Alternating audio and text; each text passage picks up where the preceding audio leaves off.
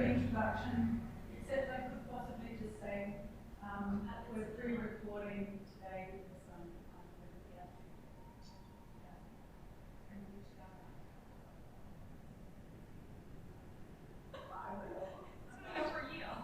that's what I'm going to do. I might shut this door though. Okay.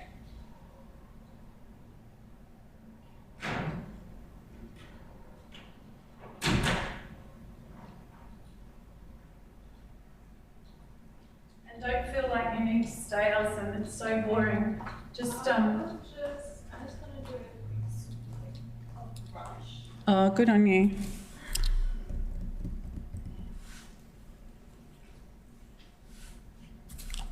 Right, so I'm going up and down with that. Yay, okay. Yeah, I always turn it off at the end. Sorry, that was me. Volume, main. Which one do we pick? Just that one? Oh no, just mute off. Yeah. Oh, yeah, we're on.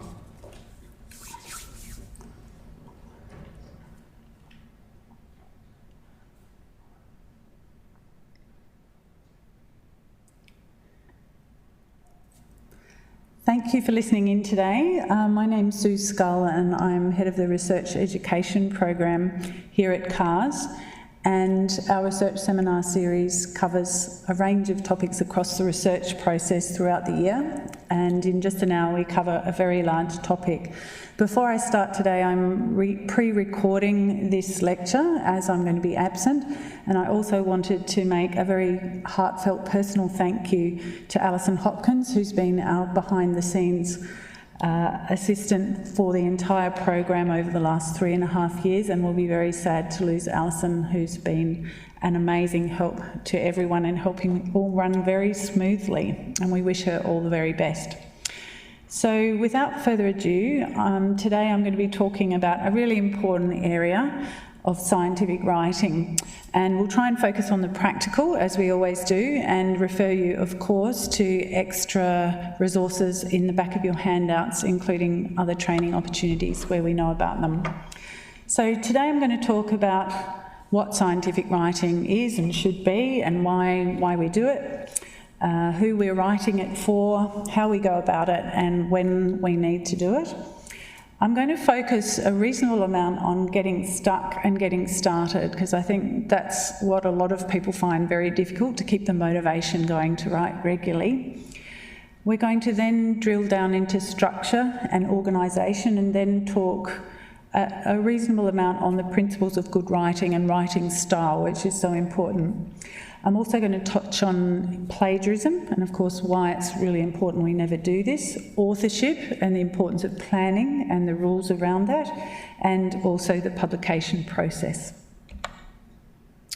Okay, so today I'm going to also focus, I should say, primarily on writing for scientific papers, but of course all the principles apply to other types of writing, such as thesis writing.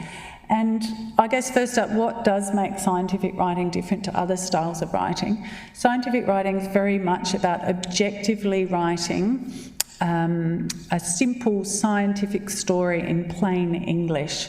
And these features of being very precise and clear and as short as humanly possible to get our message across is very important.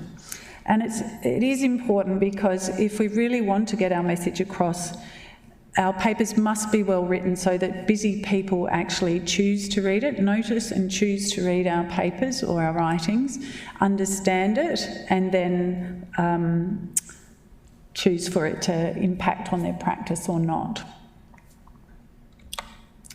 So why write? Well, we have a moral obligation to finish our research, and the research translation side is in fact the most important.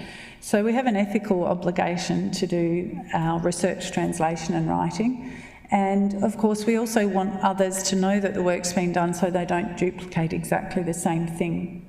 Ultimately, we do want to impact on policy and practice, and we can't do that without getting our results out there. And of course, intellectually, it's very stimulating to do the critical thinking part of our data review. And of course it's going to help our careers, and the old saying, publish or perish, is still very true. But it's important also to think about who we're writing for. So it's not just about us and our immediate scientific community, it's about the broader community from where our participants or our data have come. And it's also about people who've helped support our research. That might be funding agencies or charitable organisations.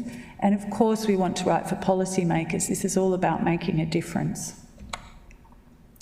And there's more than one way to think about getting results out. So of course we can write summary reports for our organisations, we can write journal articles that have been peer reviewed, we can write a thesis, but it's very important to go beyond that because maybe only a handful of people might ever read it. There's writing for policy, there's newsletters throughout the life of a research project to people who are involved and other stakeholders. And then of course we have to think beyond that now to use of social media, and we have a separate seminar coming up for the first time on that this year, and also the use of websites to get our information out. And that's just the written side. So of course with research, it's very important to use all types of media, such as radio, presenting at conferences, even television and other formats. And again, we have a separate seminar later in the year from Liz Chester, who's Head of Communications at Telethon Kids Institute, and she gives a fantastic talk on making the most impact from your research by using all these different forms of communication. So when should you write? This is really important. I believe you really must write as you go throughout the life of your research project, especially at the beginning when you're really trying to nut out what it is you want to do. So that conception and design phase is a really good place to start, and ideally by the time you finish your research project you should simply be able to put in the data, amend your conclusions and your abstract, and off you go. So it's a really great way of staying on top of things if you write all along the research journey. Now, getting stuck, such an important and common problem. I think everybody talks about writer's block in research, and there are so many reasons why people put off writing. I'm too busy, I can't possibly fit it in, I'm not ready, I've got no one else to really discuss this with and think about how I should write it. I don't know, I just can't seem to get started, or I just hate writing, or I don't have the confidence. And there's a series of wonderful articles which I encourage you to write, and I've put the information in the back of your handout, by Maria Gardner and Hugh Kearns, who've spoken to Telethon Kids Institute a couple of times and on our campus. And this one, Waiting for the Motivation Fairy, is a very good read and will really help you think about what it is that's stopping you and how to get around it. And many famous writers outside of science included have always talked about the difficulties and how hard it is to keep at it. But I think the bottom line, and there's Jackie Collins, very famous, that you really just have to get on with it is the bottom line. So what are the practical aspects of actually doing that? Well, I think Gardner and Kearns have made it very clear that we cannot possibly wait for perfect conditions, and after all, we are not trying to launch a space shuttle, so it doesn't have to be perfect. And we do need to be able to write when we're not ready and when our ideas aren't crystal clear yet, when you're not feeling inspired and when conditions just aren't right. And I think it's fair to say that there's very good evidence that writing regularly, even in tiny amounts, in tiny steps, not only improves the number of ideas you have, but also the quality of ideas you have. So there's good science behind writing regularly. So how do you get rid of all those things that are stopping you? Well, as I said, the evidence is that we should write regularly and in small steps. And by regularly, if you are a researcher trying to be productive in terms of your writing output, you should be writing at least 45 to 90 minutes every day, which sounds like it's hard to achieve, but it is doable if you schedule it. And if you are writing a thesis, you should really be doing 1 to 2 hours every day regularly. And having a plan, building it into your schedule is critical. And when you cordon off that scheduled piece of time, it should be quality time, as we like to call it. And that means it's not just for editing or making cups of coffee or looking stuff up on the internet or rewriting what you've already written. It's about trying to move things forward just a little bit each time. and not getting distracted. So turn off the internet, staple yourself to your chair, and try and just do nothing but writing in that time that you've allocated, and it should start to make a difference. So sometimes you still don't know where to move on from, and I would say that it's usually pretty obvious what your next step is, and if you've written an outline, then you've usually got the next section to write. There might be certain areas you're avoiding because it's particularly tough, and it's great to go and perhaps touch base with supervisors or your study team colleagues about what might be the next step. Or just think in your head, what would my supervisor say is obvious to start working on next? Or it might be just going back to the bit that you'd last written and you've not quite finished, but at the end of the day, you've just got to jump in and write something. All right. So some just very basic practical things. Be clear about what your key message is that you're trying to get across, and you'll need to pick a journal. So it's really worth spending some time on that. Look at other papers that have been published in a similar area and have a look at the objectives of the journal and make sure that it fits. Find yourself a reference manager tool like EndNote and go and see your friendly librarian or informationist and learn how to use that, so that you can really streamline your writing and you can add references in as you go. Same with searching on publication databases, trying to find references that are supporting what you write. It's also great to have a librarian to help you set up those searches, but don't overdo it. You only want to read key papers. You don't want to get readitis where you just read and read and read and never write anything. You need to draw a line in the sand, a date line, and just say, I'm only going to read papers up to this point and then I'm just going to get on with it. That point at the bottom is critical. So when you write, you should be writing and then looking for evidence to support or refute what you've found, and not the other way around. Of course, when you're doing your background section, you will be writing a summary of what evidence already exists, but that's really just to say, I'm doing this study because there's a knowledge gap and we only know this much, and I'm going to try and find the next bit of the puzzle. So you shouldn't be doing an exhaustive literature search. You need to be really targeted, and that's where the librarians can really help you. So let's talk about structure and organisation. This is really important, or you're going to end up with miles and miles of stuff that doesn't hang together.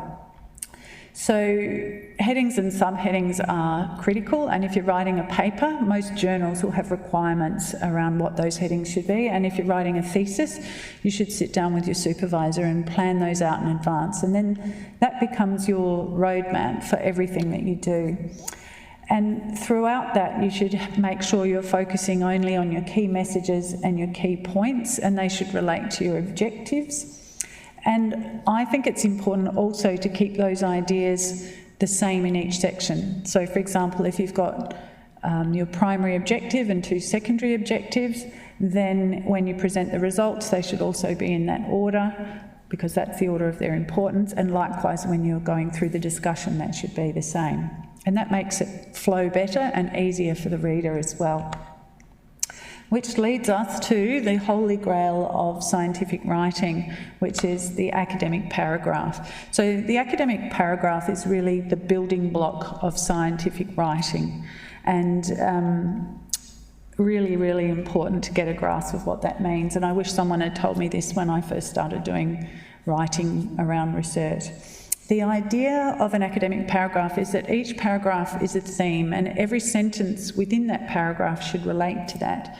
And it should start with a topic sentence that clearly tells you what that paragraph should be about. And every other sentence in there should relate back to that topic sentence. And then the topic sentences become a scannable roadmap in themselves, so you can see that there's a logical flow from paragraph to paragraph.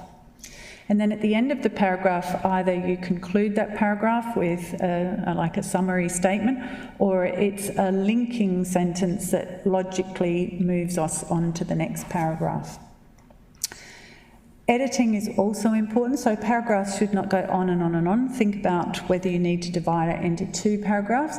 We're always trying to edit so that it's as short as possible without any loss of meaning. So it's about getting your message across without being waffly. I would ask you to spend a couple of minutes to read this paragraph because it explains in one paragraph what an academic paragraph should be about.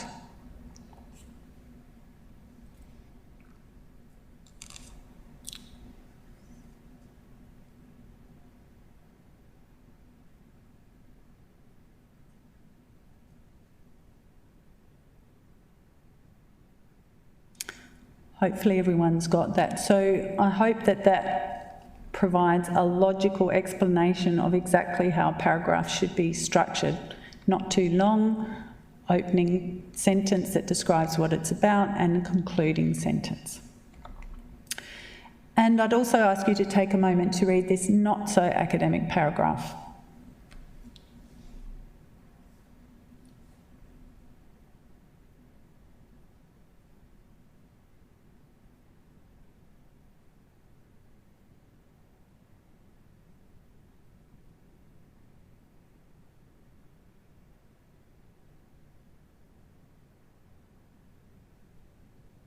So I hope you've all had time to read that. The difference with this not so academic paragraph is that it's gone off topic. So although the introductory sentence tells us it should be about seasonal affective disorder, it then goes off on talking about gaining weight, for example, and about how winter has shorter days and less sunshine. So this is not specifically related to the condition of seasonal affective disorder. So it's all about trying to stay on topic and present things in a logical order. Okay, the front page. The front page, usually when we're submitting papers these days, or of course a thesis, a lot of things are done online, but this information would usually appear, whether it's in the submission online or if you're doing it the old-fashioned way on paper. So you need to have a succinct title, very, very important. And related to that, further down our list, is the keywords or phrase. And it's important to put those in a logical order of importance.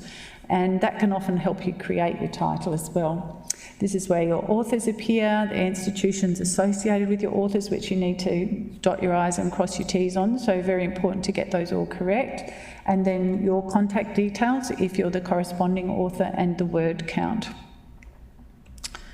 And I've got these ridiculous titles because I lived in the Northern Territory for many years, and whilst it always had a pretty low quality of reporting, the titles were extremely catchy, and they have always sold more newspapers per capita than any other newspaper in the country, and that's because they have these really catchy titles. So often some of the tools that people use in titles are quite useful, and it's worth reflecting upon them because the title is critical. So remember at the start I said that you want people to notice and pick up and read your work. So the title is very much part of that. So go back to those 5 or 6 keywords or the phrase and think about putting things in a logical order of importance. And then some people, like the example I've given here, like to have a really catchy little phrase and then a colon and a clear explanation, short and brief, but very clear about exactly what the reading is going to be about. And that must be quite specific and complete, so ideally contain the study method or the main finding or the main implications.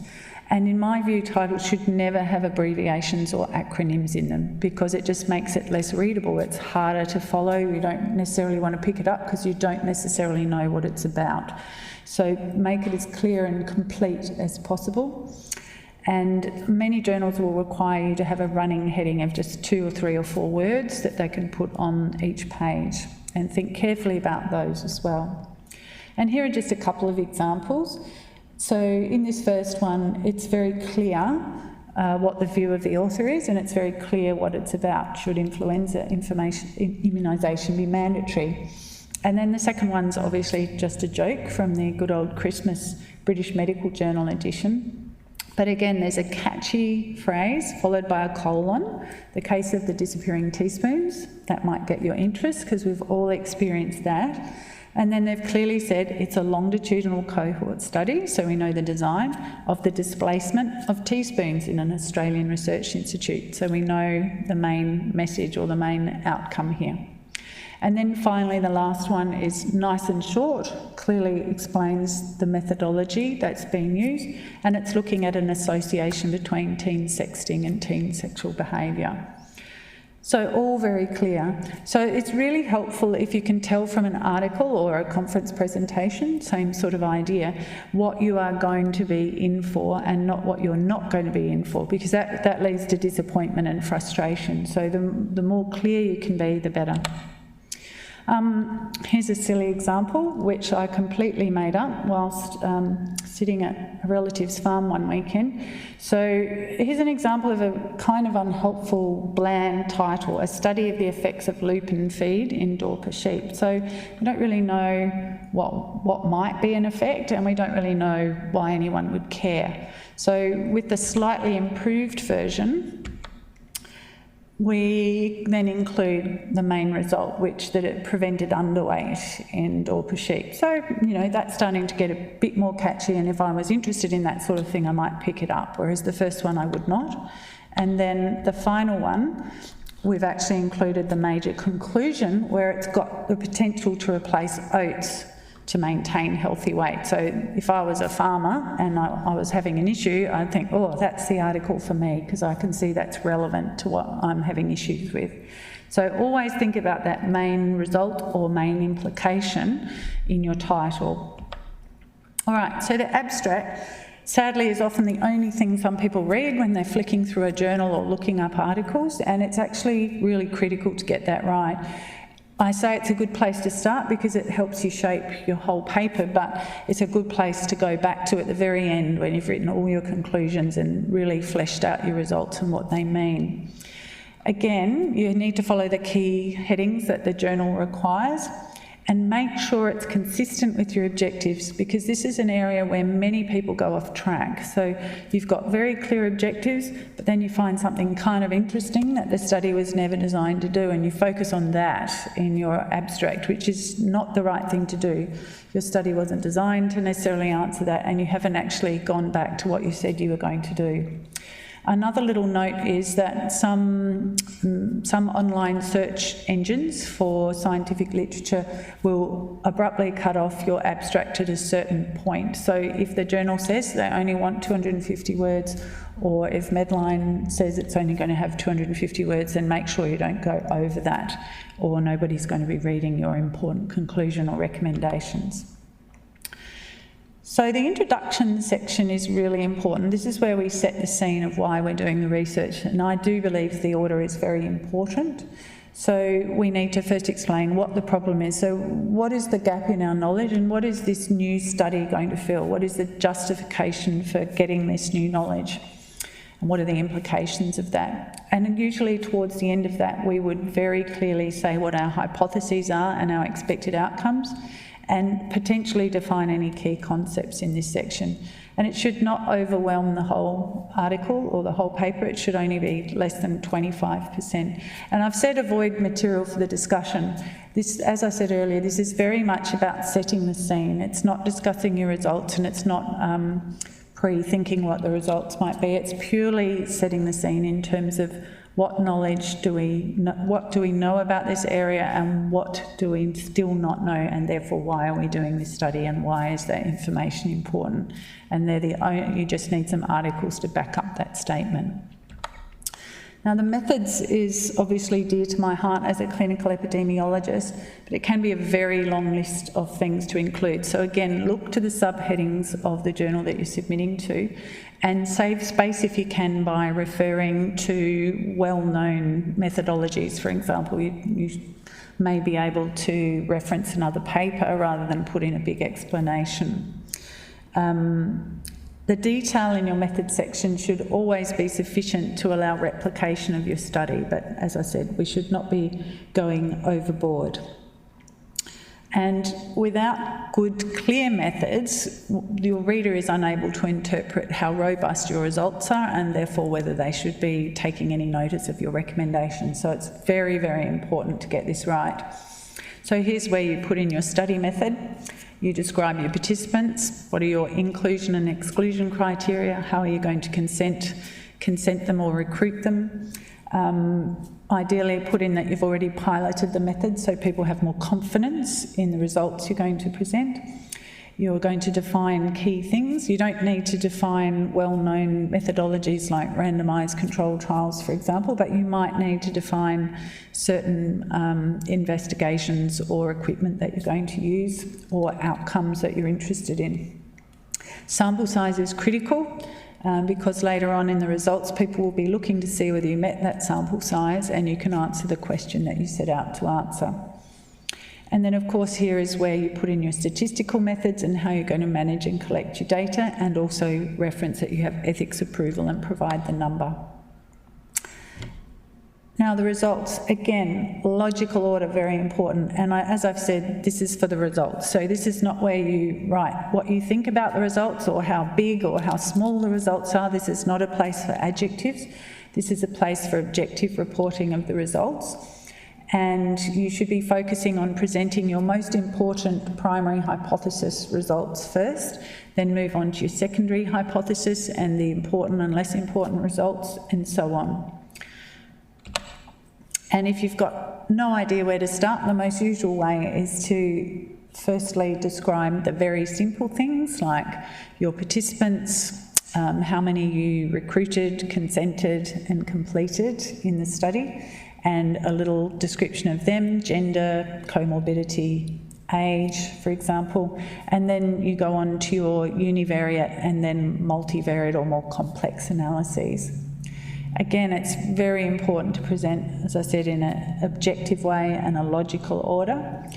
And it's also very important to present consistently. So there's nothing more annoying, you don't want to distract your reader with finicky things, than having 4 decimal points here and 3 decimal places here and none over there, or presenting confidence intervals in different ways. So there's dashes, there's commas, but just whatever you choose, be consistent.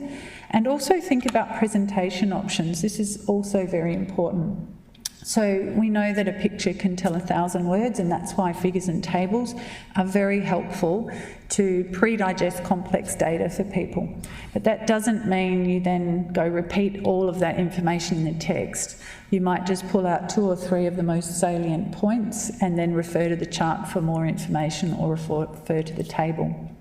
And it's very important that each table or each figure or graph has a standalone title with the time frame, the location, and what exactly that table is trying to show. Be aware of presentation choices, so you don't want chart junk, which I'll come to next. There's a whole lot of things that make things less easy to read rather than more easy to read, and that includes the font or text style that you choose and the colour. But remember, at the end of the day, the journal will probably dictate what it is that you should do, so they'll often say for tables, no horizontal lines or no vertical lines, or only this font, or only this many tables or this many charts are allowed. And increasingly, you can have extra tables that appear offline that people can go and look up if they're interested. So here's just an example of different ways of presenting the exact same non-scientific information. And it's really just to show you on the left that as much as pie charts look pretty, they can be a little hard to interpret. So particularly when you're using lots of different colours, not all journals print in different colours to save money, but also sometimes the sizes of the different parts of the pie are very hard to distinguish. Particularly if we go down to the bottom left when you're looking at 3-dimensional effects, which are generally, I think, not worth doing. So you could argue that the 3% and the 5% down below look quite similar, or even the 9% and the 14% look quite similar. And although these people have put in the percentages on the side, often people are just doing a quick visual and going, well, that's about the same, whereas it's not. Similarly, if you look at the 3-dimensional histogram down on the bottom right, it can be quite difficult to read across, and aside from the fact that the y-axis isn't terribly accurate, reading across, people often run into problems with, do I go from the top or do I go from the bottom, etc., etc. So at the end of the day, the most easy way to look at data of this kind is just a simple 2-dimensional histogram, and it's even better to put things in rank order or in alphabetical order or whatever makes sense to you. And this is simply showing the same thing, that even when we go to two-dimensional, when it comes to comparisons, if you flick between 2018 and 2019 on that pie chart, it's pretty hard to tell the difference between the orange from top to bottom, for example. Well, they are actually the same, or the purple. So the birds are actually slightly bigger in 2019, but as an eyeball from a distance, it's very hard to see. Whereas it's very simple to see in a histogram. You just read across from one to the next and you can see if it's bigger or smaller. So don't get too fancy, don't use the wrong colours, don't use the wrong text, and try not to go three-dimensional and just stick with simple. A few words on reporting data. So when you're reporting numbers, you should, at the beginning of a sentence, and for numbers less than 10, when you're writing text, always spell out the number in full. And then if you're using numbers less than 1, then it should have a 0 in front of it, because the dots sometimes get lost and might be misinterpreted. And when you've got small samples, so 20 or 30 people, don't put 10.453% or whatever it might be. Just stick with whole numbers, because you're, as I've said here, implying greater precision than really you can or that matters, and also be consistent. Now the discussion, again, very obvious. This is not where you put results for the first time and not where you repeat results. This is the critical thinking part, where you really delve down into what your data mean, and it's a great place to engage consumers and other stakeholders to help you interpret your data.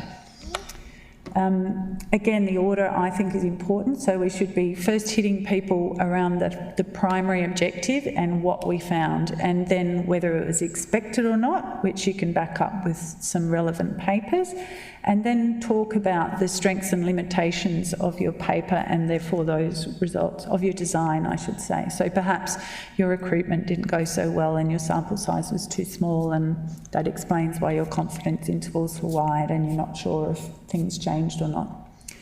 And of course, for that objective, the results you found, are there any implications for changing policy and practice? And as you write your discussion, again, primary objective, secondary objective, third objective, most important, least important findings, and look at your academic paragraphs and your concluding sentences, and know that you don't need usually to have a separate conclusion section, because people can just scan the last sentence of each one and know what the implications were. And it's important to be very specific about future recommendations and directions. Be as specific as you can, so that you're actually providing genuinely helpful advice, and don't over-interpret your results. Don't say what you'd like them to mean, or focus on some tiny little interesting finding and make a big deal of it, because your study wasn't designed to talk about that. Which brings me to, yes, be specific about your recommendations. If there's one thing I can't bear, it's when people say more research is needed and that's it, full stop. That doesn't help people at all. So if you've just done a survey and you found something interesting and you think there might be an association between doing more of this and this outcome that you found, then the next step might be do a randomised controlled trial. Or if you think we don't need to do any more randomised controlled trials, then say this is the time for a meta-analysis or a systematic review of this area, and no further studies should be done because the evidence is certainly looking like there's a clear answer. So be very specific and help other researchers know what the next thing to research should be.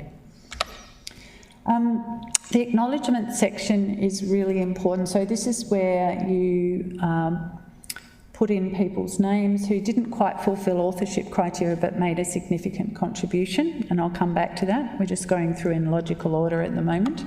And then, of course, your references. So hopefully you've used your EndNote or whatever it is, and you will press the button and produce a beautiful set of references.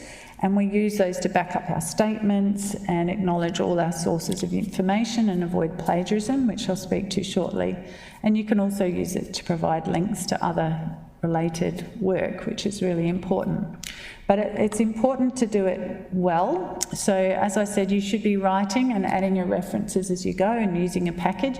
Make sure you choose the right format. Every journal will do it slightly differently.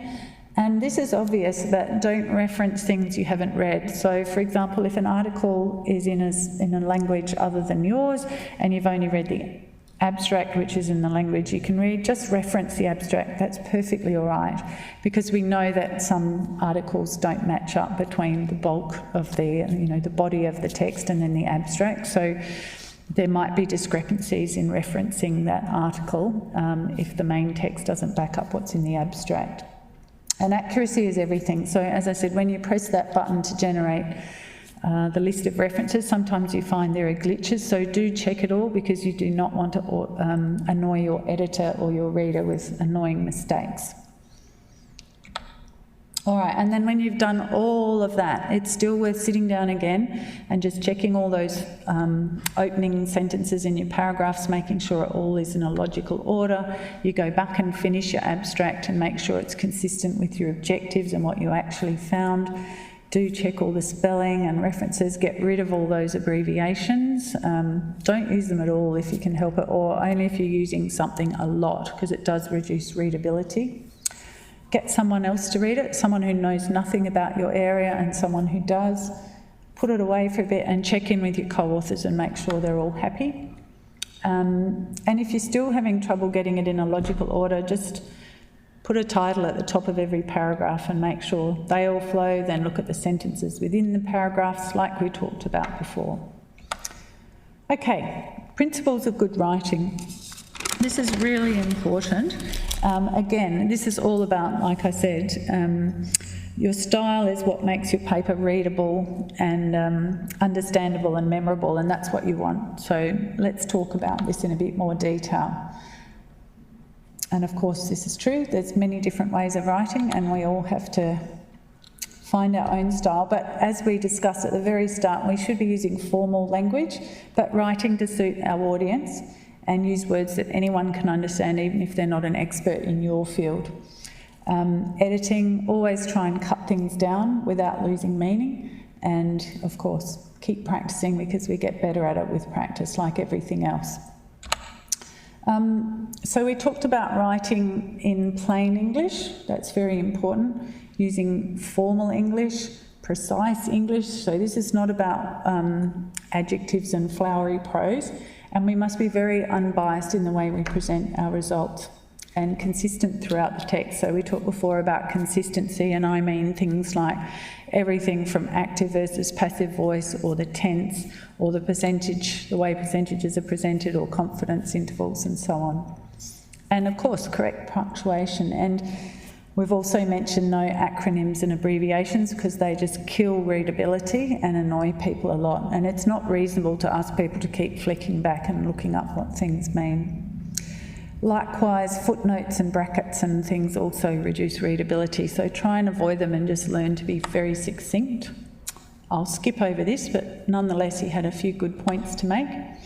And I just want to rush through a whole lot of things that are quite annoying for a reader and can help reduce wordiness as well along the way. So we'll race through some of these, but they are all in your handout. But this is a good example of just putting in too many words. So you've got for the purpose of, or due to the fact that, or to have an expectation, or to have a hope, or to have a wish, or things like the program is considered to be effective.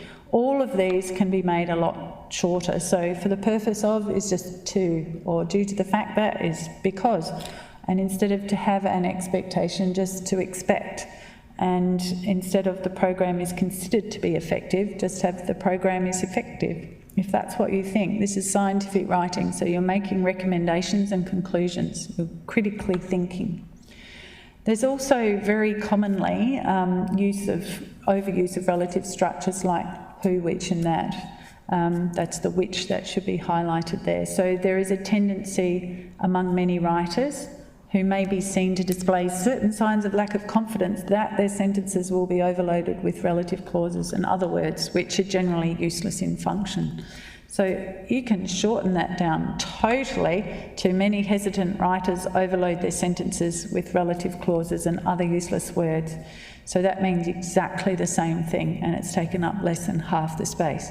So this is the way we have to think with scientific writing: objective, concise, precise. Passive voice is another thing that's not good in scientific writing. So here's an example of the passive voice where it's less about the person or the main object and more about the doing. So it is felt that an exercise program should be attempted by this patient before any surgery is performed. An active version of that would be the patient should attempt an exercise program before surgery, or just I recommend that the patient attempt an exercise program before surgery. So get on the front foot, talk about the patient, that's the main object of this, and also be clear about what you're saying. Don't be waffly. Okay, always use positive phrasing and say what things are and not what they are not. So instead of do not accept, reject, or not many, actually give a number, and I'll come to that, because it's confusing. Not efficient is just inefficient, and avoid double negatives because that's confusing. Vague pronouns, it is noteworthy that, it is clear that, just shorten it down to, there is, it is. And avoid dangling pronouns. I see this a lot, and it is confusing as a reader because you don't know what the sentence is referring to.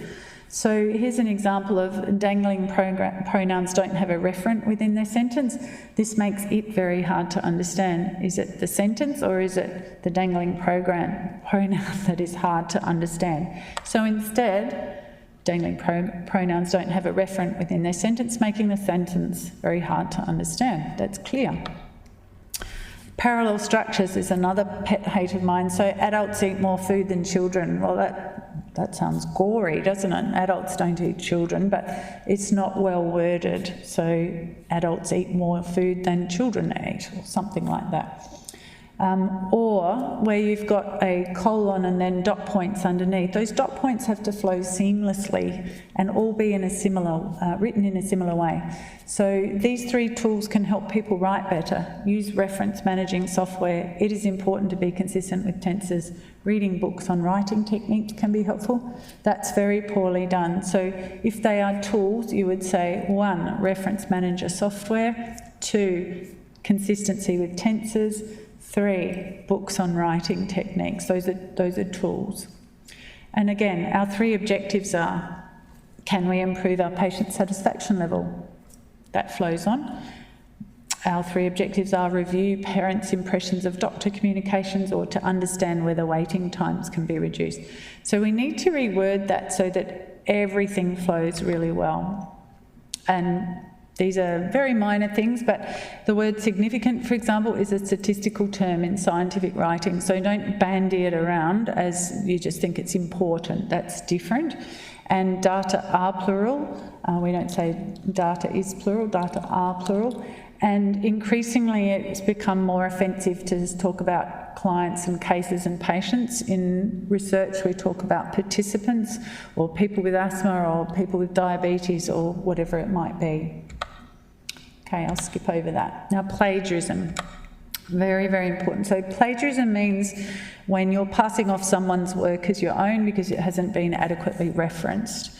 And that means citing specific words. So if you're taking words literally and putting them into yours, or it might just be someone else's idea or general information, or it could be drawings or graphics.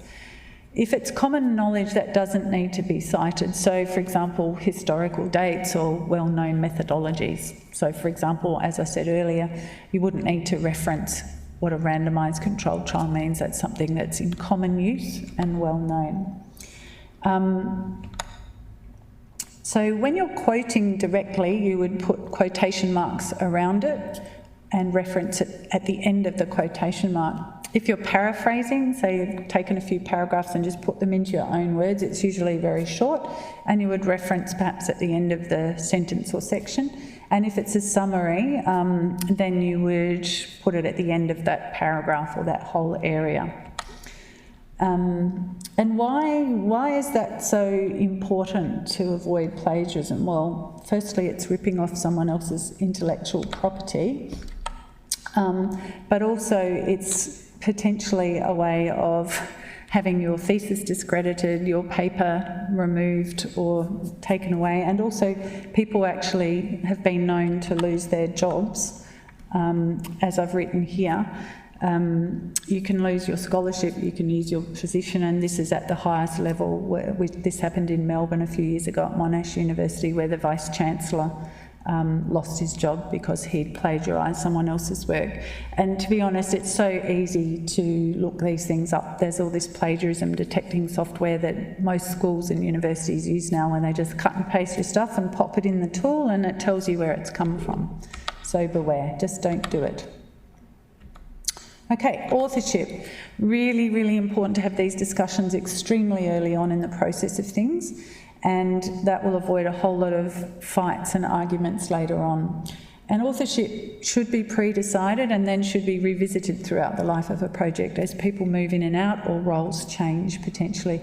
It's a really good idea to work out what papers you're going to write in advance out of a project and have a written agreement. There's international standards from the International International Committee of Journal Editors, where authorship can only be awarded to people who meet all 4 of these criteria, and I think a lot of people, including supervisors, are still not aware of that. So you must have contributed to conception and design of the whole project, or analysis and interpretation of the data, as well as these 3 other things. So drafting the article and critically revising it, approving the final version, and also be willing to be accountable for all aspects of the work. So keep that in mind and alert your supervisors to that too if you're having trouble, and speak to someone else if you are having trouble. It's really, really important, if we're going to maintain integrity and worthiness of authorship, for that to happen. And generally the first author is the person who's actually writing the paper, and that could be you as the student at the bottom of the pile in terms of career pathway, but if you've written it, you should be the first author. And then the ordering of the other authors varies between disciplines, but often the senior author position, which is the last position, might be the person who has overseen the whole work and perhaps been integrally involved in everything and can take overall responsibility. But we must use acknowledgements for everyone who doesn't meet the criteria. And I think this statement's very important, that just because you've won the grant or headed the department or referred some patients or measured some variables or collected some data, whatever it might be, you should get credit for that, but it doesn't necessarily mean that you should be an author. The sorts of people that are frequently found in the acknowledgement section are the sponsors, so people who have provided funding, the participants of course, administrators, data collectors and technicians. This is also the section where you usually read in an article about competing interests or conflicts of interest, which are very important. I just want to have a quick word on honorary and ghost authorship, and there are some other no-no types of authorships as well. Honorary authorship is where people just get put on for the sake of it, like a head of department just expects that they should be put on everything that comes out of that department. That's actually not true. And ghost authorship is where the article appears to be written by a prominent scientist, but in fact it's been written by a drug company or somebody else, or the reverse, that it's a drug company article and they've got someone to put their name on it. So a while ago, an article was published in the BMJ, and what they did was they did a cross-sectional survey of 6 leading journals, like big journals. So it was Nature Medicine, it was JAMA, it was BMJ, etc., and they took corresponding authors for 900 articles, so the person responsible for writing to and from, and they measured their self-compliance against the International Committee of Medical Journal Editors. And what did they find? They found that 20% of articles had honorary authorship, and it was actually much higher in research papers, which is really disturbing because that really waters down the good work that other people have done that actually deserve the authorship. And they also found 20% had ghost authors. So this really does compromise the integrity of scientific journals and what the success of being an author should really mean. So there's a lot of work to do in this area, and there's a lot of other types of authorship as well, like coercive authorship or mutual support, duplication, where people just put a paper in somewhere else to get, or they help each other by putting each other on each other's papers, etc., etc. And denial of authorship is a big one. So most commonly it's the friendly biostatistician who's actually helped design the research, helped analyse the research, etc., that gets left off, and that's really inappropriate. So do think about authorship, and if you think you're being wronged or someone else is being wronged, please speak up. Okay. This is just an interesting article if you have time. There are cases for contributorship, and this is a system put forward that some people use by Kostler, where an article's worth 1,000 points and 250 points goes to the idea, 500 points goes to the design of the project and running of the project, and then 250 to writing the paper. And then those points are split between the contributors, and you need at least 100 points to qualify and as an author. And the idea behind that is that you should never see an entire laboratory staff all on one paper. And occasionally you do see 100 authors on a paper, and that's ridiculous. There's just no way that could happen. Unless perhaps it was an enormous multi-centre trial, but even then it's hard to believe. So a system like this can help bring it down a little bit more to reality, I think. And that comes from that paper there. All right, publication, just a few words on the process, and basically this is all done through online systems these days. But what happens in practice is that the editor takes a quick look and goes, no, that doesn't fit with our journal's ideals, we'll suggest somewhere else. Then it goes off to peer review, and there's usually at least 2 people who independently review. And sometimes at this point you might need to chase it up, because occasionally things sit on someone's desk for 6 months instead of 4 weeks, and you are allowed to contact the editor and say, can you find out where this one's up to? If the peer review process thinks there's no major flaws and it's worthy of publication and fits with the journal's aspirations, then it will go to the full editorial review, and they'll either reject it completely, or they'll say you need to make some significant revisions or some minor revisions. And then once you've dealt with those revisions, hopefully, then you will get contacted next at the proof stage, and then it will get published once it's all been tidied up. When it comes to choosing a journal, do ask around other experts who've worked in that field, and certainly look at other papers. And do aim high. The great thing about aiming high is that you might actually get in, and even if you don't, you might get some really wise feedback that helps you with your next application. As I mentioned before, it's good to get a rough idea of what the turnaround time should be, so that you can chase things up if it seems to be taking a long time. And do your homework around who's reading that journal and is it the right place. Do take care if you disagree with known reviewers. So this is an important point. It shouldn't happen, and increasingly reviewers are blinded to who's submitted. But if you're unsure, do talk to the editor about whether it's a good fit and whether the reviewers they usually use are likely to be a problem. But this sometimes happens when there's a current paradigm around a topic and you found something different, or they don't like your institution or something like that.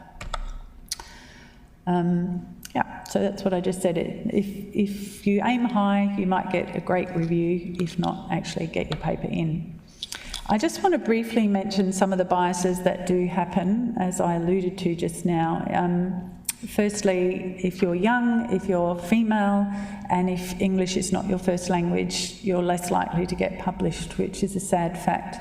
And really importantly, publication bias is, as Ben Goldacre said, it's the cancer at the core of evidence-based medicine. And this refers to the fact that negative papers that don't find an association between cause and effect, or don't find that this prevents that, or this works twice as well as that, they're less likely to be published, twice as likely to not be published, which means that when we do systematic reviews, we're getting a totally biased overall value for an intervention, for example. It makes things look far more effective than they actually are because the negative papers aren't there.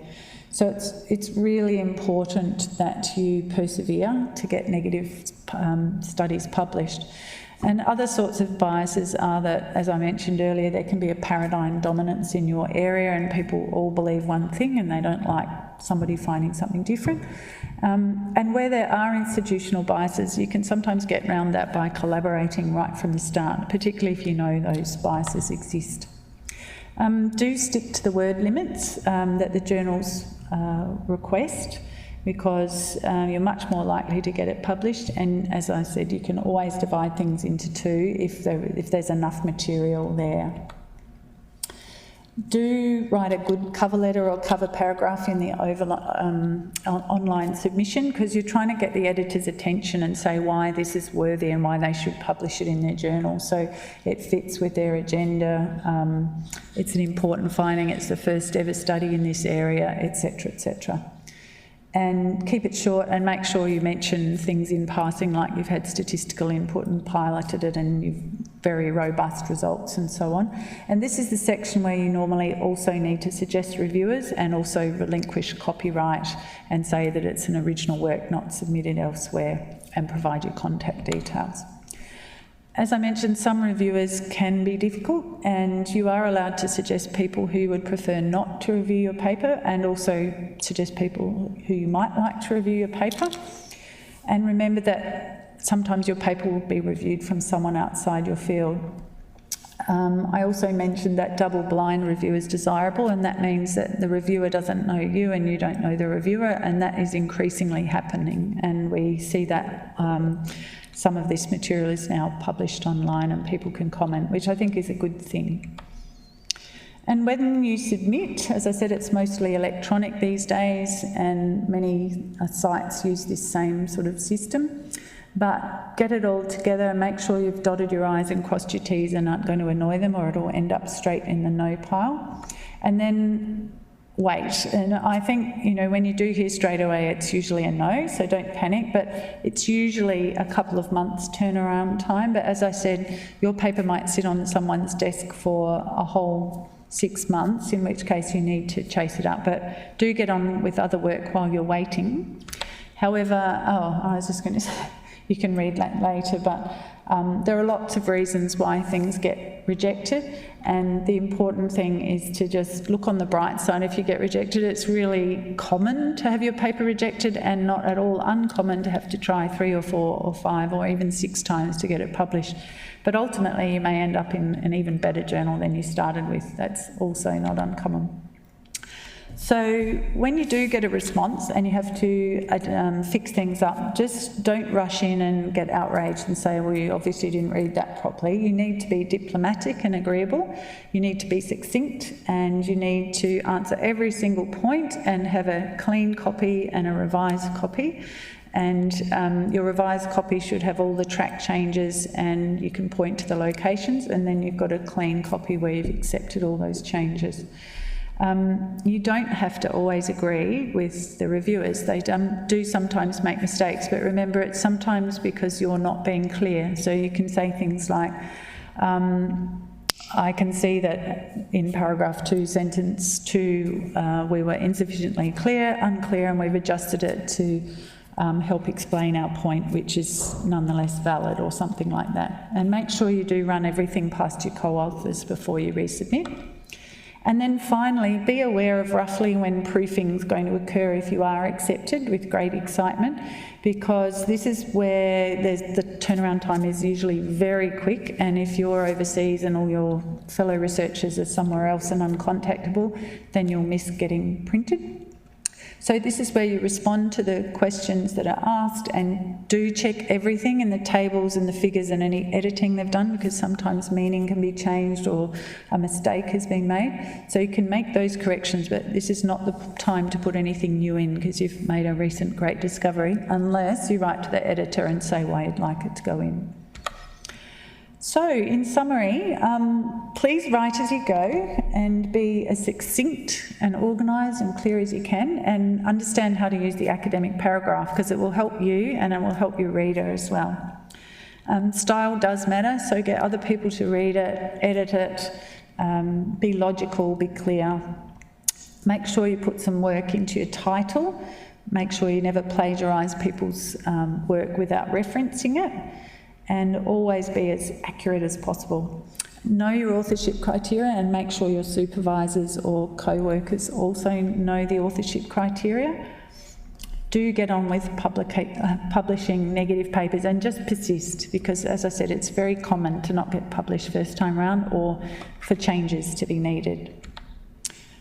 So that's all from me today, and obviously we can't have questions today, but we're very contactable anytime via our email address, which is down there below. And thank you for listening in today.